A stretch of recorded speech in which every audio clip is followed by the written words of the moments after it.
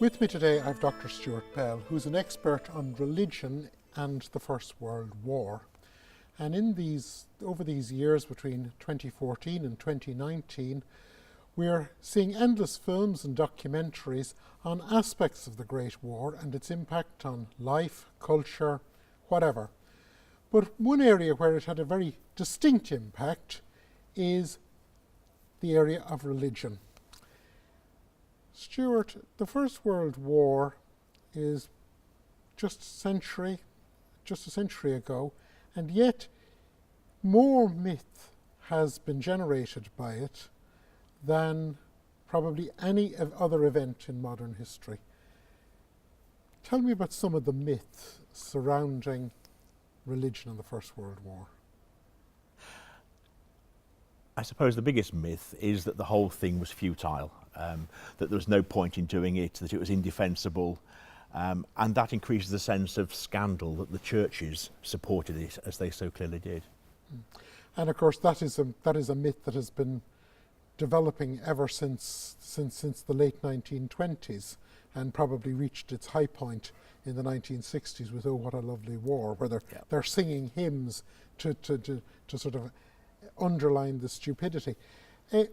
When you say that it wasn't futile and that the churches were not just being stupid in supporting it, what do you mean? I think there were two issues. One is why did Britain enter the war? Okay. And the second thing is, how was it that the churches supported it so widely? Britain entered the war largely because Germany entered Belgium. I mean, we can wind the clock back to the development of the First World War, but that was the trigger point. And 2 or 3 days before, people were saying, we want to stay out of this, we want to be neutral. And it wasn't until Germany invades Belgium and causes chaos and commits all sorts of atrocities that turned both public opinion and the church's attitude to it. How did the churches react to this event then? Just before it broke out, Archbishop David Stern, Archbishop of Canterbury, is saying it's still possible that we don't have to go into this. Just before it, some of the other churches were saying we certainly shouldn't like the leaders of the Primitive Methodist Church. But once Belgium had been entered, then it became an issue of might against right, of justice for the underdog, and all those Victorian emotions and gut feelings came into play. It's an interesting counterfactual question. What would have happened if Germany had gone south of Belgium? Would we have gone into the war? Nobody knows, but it's an interesting question. Yeah, and of course there is always the problem that there was the strategic importance of the control of the Channel ports and then the land opposite the Channel ports. Oh yes, yes. But Belgium was the trigger, without doubt. More specifically, with regard to myth and religion, there's an early myth which is a curious one because it actually, and that is the Angels of Mounds. That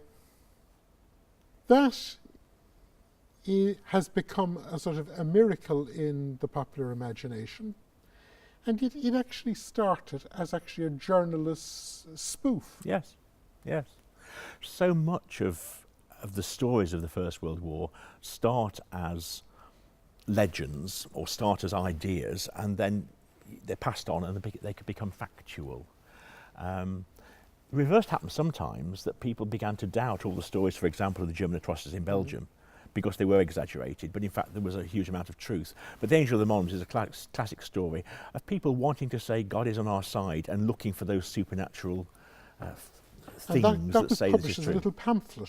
I believe so, that's right, yes. I can't remember the name of the guy who published it, and then suddenly people thought the pamphlet wasn't a myth. They thought the pamphlet was a piece of historical reporting. Yes, yes. And then people began to say they saw it. It's a bit like how many people were at the 1966 World Cup. You'll probably find 300,000 people in this country claiming they were there when England won. Yes. But of course they weren't, but it becomes kind of part of folk memory and everybody wants to have been part of it. So people heard the story and then they actually believed that they had seen it. Yes. Yes. Yes, of course, that is actually the classic format of how most miracle stories develop. One area that has come in for incredible criticism on the part of the churches is, of course, the role of bishops in. They're seen as sort of acting as recruiting sergeants. Yeah. How fair is that? They were recruiting sergeants. The whole country was full of patriotic fervour. It's arguable they should have stood aloof, but the church was part of society, and very much more part of society in those days than it is today. And it wasn't so much downward pressure, it wasn't propaganda coming from above, as it were. It was pressure amongst the population. And all the material I've seen suggests that it was part of that kind of horizontal interchange. The most obvious bishop is Bishop Winston Ingram, Bishop of London, who was chaplain to the London Rifle Brigade, who went out to convince men to join up. But having said that, some of the things he's alleged to have said in material published in the 70s simply isn't true.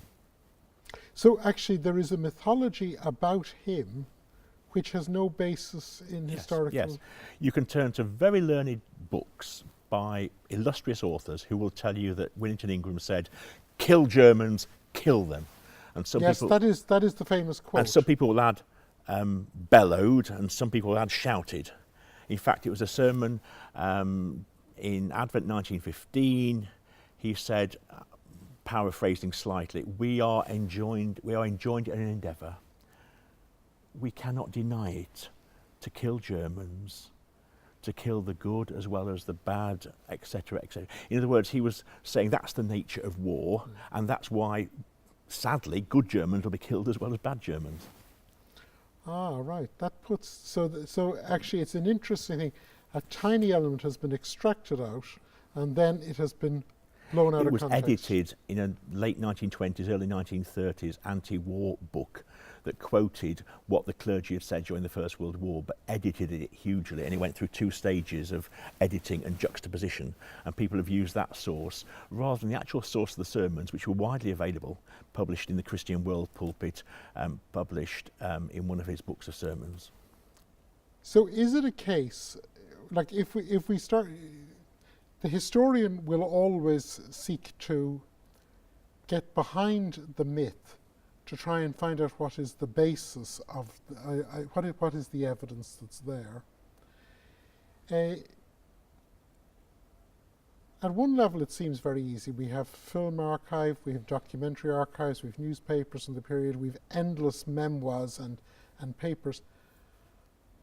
How hard is it to get underneath some of these myths? The big problem is that once disillusionment set in, as you indicated, towards the end of the 1920s, early 30s,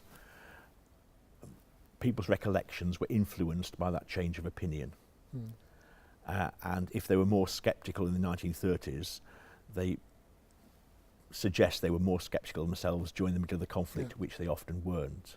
And it's so easy to be wise after the event. I think you can only take reasonably straightforwardly what was actually written during the conflict to be a real indicator of what people actually thought during the conflict. Their memories are highly fallible. Stuart, thank you very much.